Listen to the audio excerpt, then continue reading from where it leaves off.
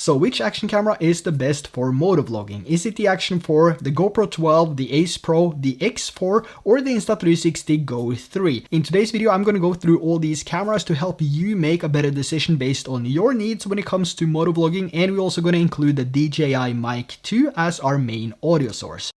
Now, let's start with the Action4, and we're using 4K 30 FPS now, and we have the ultra wide field of view, and we have the normal color profile in 10 bits, and also auto white balance, and everything is basically auto straight out of the box when it comes to this comparison between all these cameras.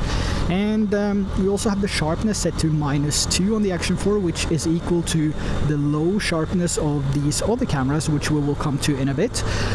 So yeah, this is the footage coming from the Action4, and I'm also using the DJI Mic 2 connected to the Action4 via Bluetooth, and this is the audio source we're going to use throughout this entire video. Now, one of the things I really like with the Mic 2 is the seamless connection with the Action4, and that is one thing, and the other thing is that it also has internal recording, so I can use this with all types of cameras. It doesn't have to be the Action4, because I can sync it up in post later, which is fantastic, and what I need to do with a few cameras in this test. But the other thing is that with the connection of the Action4 and the Mic 2, we do have more features to choose from, so we can select if we want to have the 32-bit float on or off, and the same goes with low cut and also the master volume, and I believe there is a few more things as well. So we have more adjustments to do to make the audio fit the different voices that we have. Some have more bass in their voice and some have less, and some voices are brighter than others and so on. So we have a few more adjustments that we can do in or with the Mic 2 and the Action4, which is fantastic and something you won't find with any of the other cameras.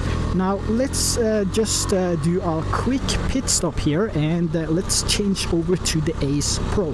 The Ace Pro has a Bluetooth connection with the Mic 2, which is fantastic, but for motovlogging it sounds like this, or when it comes to riding a motorcycle. So yeah, let's switch over to the Action4 now. So that means I have to do the internal recording on the Mic 2, and then later just sync this up in my editing software, which I'm completely fine with because it doesn't take that long. And the trick that I use when I do this is to simply just flick my fingers at the beginning, so I can easily sync up the video or the audio coming from the video and the recording coming from the Mic 2.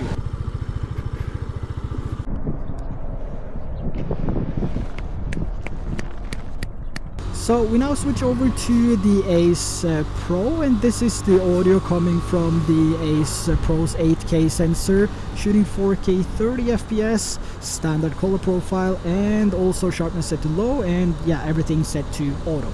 The mic I'm using is still the DJI Mic 2, but the differences here between the Ace Pro and the Action4 is that I now have to sync it up in post. So it doesn't really matter to me anyway, because the syncing process is extremely easy. You just snap your fingers or make any sound really, which allows you to easily find the peaks in the audio, and you just stack these on top of each other in post-production in your editing software, and you're done. So that's basically what I've done. But yeah, this is the Ace Pro in 4K 30. I don't want to shoot in 8K because it's limited to 24 FPS, and I shoot in 30 FPS, so that means I have to reshoot everything again, and I'm not going to do that. And 8K is, you know, I'm not a huge fan of the 8K anyway. I mainly use the 8K sensor for the clarity zoom in 4K, which is amazing, but it's not something that you want to use for motovlogging, obviously, because you want the shot to be as wide as possible. So the field of view is also set to action on the Ace Pro now, and this is the widest field of view. So yeah, this is the Ace Pro. Let's change this up, and let's take the X4 for a spin, and let's see how that looks. So we now changed over to the X4, recording internally with the DJI mic 2 as well. With every other camera except for the Action4, I do think this is the best way of doing it to make sure that your audio stays consistent and sounds good. But yeah, with the X4 we're now shooting 8K 30 FPS. We're gonna change over to single lens mode very soon. All the settings are the exact same like the other cameras. So we have auto white balance, we have the standard color profile, we have sharpness set to low, and also the bitrate set to high. Now, one of the things I really like with these 360 cameras is how versatile they are. So I now just swapped it over from the chest harness here and placed it on my handlebar, and now you can see me, or I can turn the camera around and you can see what's in front of me, or I can show you either of the sides, or I can do a top-down tiny planet shot if I want to do that. I can, you know, I'm in full control of how I want to make this look, which is fantastic. And the good thing about this is that everyone using a 360 camera has a different perspective of how things should look, or how they want to share their 360 videos with their audience, which, you know, just adds to the versatility of a 360 camera. And still shooting in 8K 30 FPS, same settings as before. And this is how that looks, and this is how you can frame it inside the mobile app or the studio app.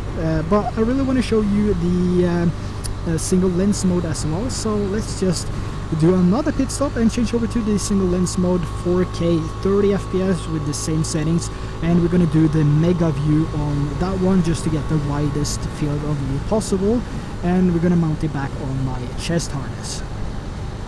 Now when it comes to field of view, it was not the mega view on this one, so we have 4K 30 FPS set to action view. So we have the auto white balance, and we also have the sharpness set to low, we have the bitrate set to high, but 4K 30 FPS is what we are shooting with right now. And yeah, that's what this looks like. Is it good enough to be compared to the Action4 and the GoPro12, for example? Let me know in the comments below.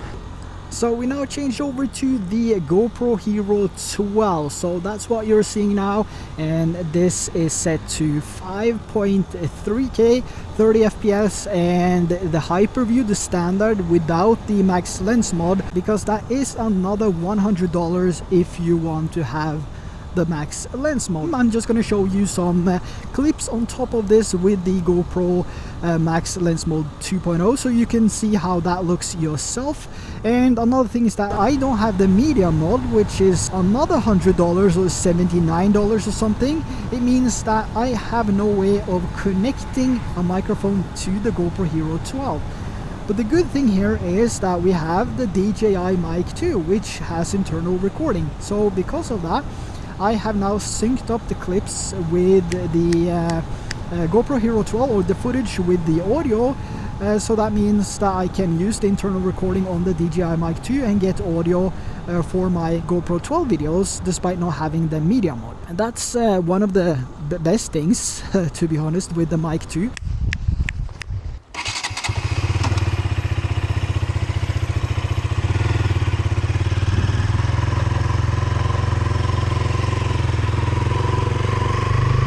So I now switch over to the Go 3, shooting 2.7K at 30 FPS. Whether this is comparable to the other cameras which has high resolution, that's up to you to decide, but I really love this camera, and the reason I wanted to bring this into this comparison as well is because it's a huge part of my life, I would say. I use it so much, and I even use it when I'm riding a motorcycle. So whether this is a trusted competitor to the other cameras is up to you to decide, and based on your needs, but it is extremely small, versatile, and for me, riding now and using this on my helmet, I don't feel like I have a heavy brick hanging off my helmet, which is also one of the positive things. Now, one of the downsides with the Go 3 though is that it doesn't have a Bluetooth connection when it comes to microphone, so I cannot connect the DJI mic 2 directly to the Go 3 via Bluetooth.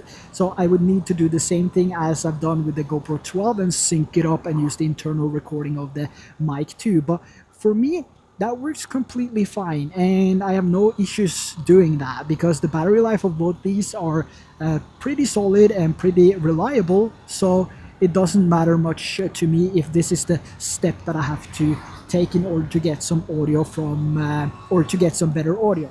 So that's basically how I done it, and we have the same settings as well as the other cameras. So we have auto white balance, sharpness set to low, and resolution 2.7K at 30 FPS. So let me know in the comments below, can this actually, keep up with the higher resolution cameras like the GoPro and the Ace Pro and the Action 4? Let me know in the comments below. Now looking back at the footage, they all look amazing, to be honest, and I could use all of them as my MOTOVLOG setup. But there is a few things that separates these cameras, especially if you want the audio baked into your video, which I think DJI does best. So with the Action 4 you have much more control over the audio itself in terms of settings you can choose, which you don't have with these other cameras. So after a few attempts I found something that worked pretty great. And I also took all these cameras out for a spin during sunset, and for this I used the manual settings to get the best possible image quality out of these cameras with minimal adjustments. So the shutter speed was set to 1/120 with an ISO range from 100 to 400, white balance was set to 5500 Kelvin, and I used the standard color profiles on all these cameras. And honestly, they all did a really good job with manual settings except for the Go3, which is understandable because it's not made for low light. But I think the quality you get during a day ride and the versatility in terms of size and weight really compensates for the low light image. And if this was shot in a city, for example, where there would be a lot more lights, the results could be a little bit better on the Go3. But I would also say that you wouldn't go wrong with either of these cameras. It's more or less your personal preference of which color you like more and how wide you want the shot to be.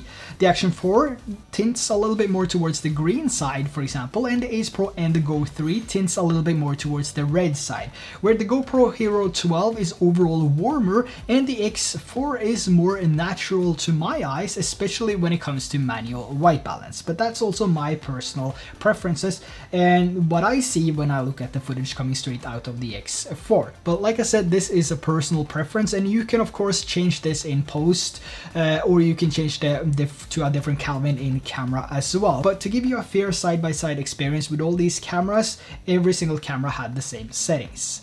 Now for me, my favorite camera is based off of three things: versatility, image quality, and reliability.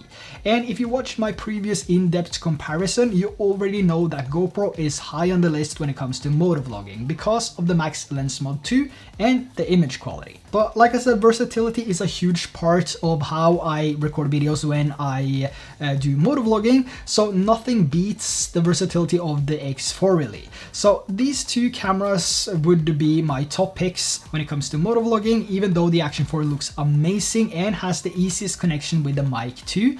I can still record audio internally with the mic 2 and then sync it up in post later, which is fantastic. But the X4, just like the X3, allows me to capture everything without doing anything.